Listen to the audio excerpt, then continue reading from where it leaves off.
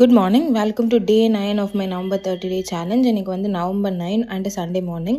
ஓரளவுக்கு சீக்கிரமாக எழுந்திரிச்சேன் கன்சிடரிங் இது ஒரு சண்டே அப்படிங்கிறது. அண்ட் எந்திரிச்ச உடனே நான் வந்து ஃபர்ஸ்ட் இன்றைக்கி 8 எக்ஸ்பெரிமெண்ட் படிக்கணும்னு நான் பிளான் வச்சுருந்தேன்ல. ஸோ அதில் ஃபஸ்ட்டு 9th எக்ஸ்பெரிமெண்ட் படிச்சுட்டு அதுக்கப்புறம் 10th எக்ஸ்பெரிமெண்ட்டும் படித்து டிக் பண்ணிட்டேன். மற்ற எக்ஸ்பெரிமெண்ட்ஸ் படிக்க எனக்கு தோணலை, படிக்கலாம் தான் நினச்சேன். பட் எனக்கு தோணாததுனால நான் அதை அப்படியே விட்டுட்டு அதுக்கப்புறமா எனக்கு நிறைய வேலை இருந்துச்சு சண்டே அப்படிங்கிறதுனால நான் சண்டே எனக்கு இருந்த வேலைகள் எல்லாம் முடிச்சுட்டு அண்ட் எடிட்டிங் வேலை ரொம்ப முக்கியமான எடிட்டிங் வேலை இருந்துச்சு.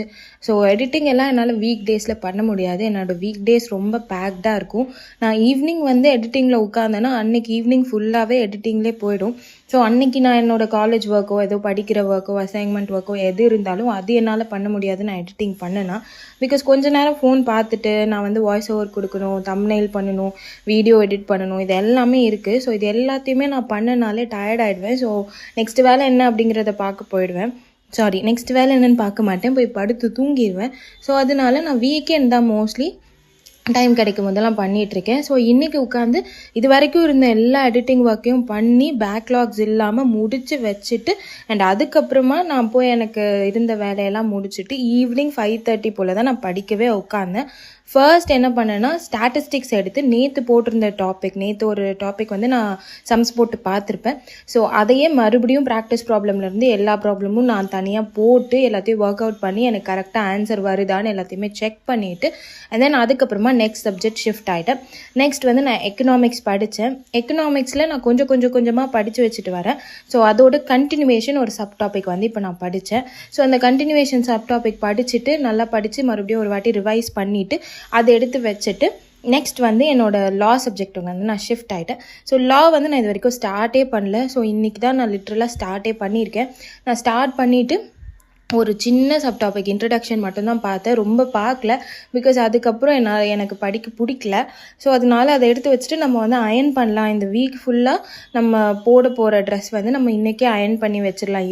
எனிவேஸ் நான் மார்னிங் எந்திரிச்சு அதை அயர்ன் பண்ணுறதே எனக்கு பெரிய டாஸ்க்காக இருக்கும். மார்னிங் சீக்கிரமாக எந்திரிக்கிறதே பெரிய டாஸ்க்.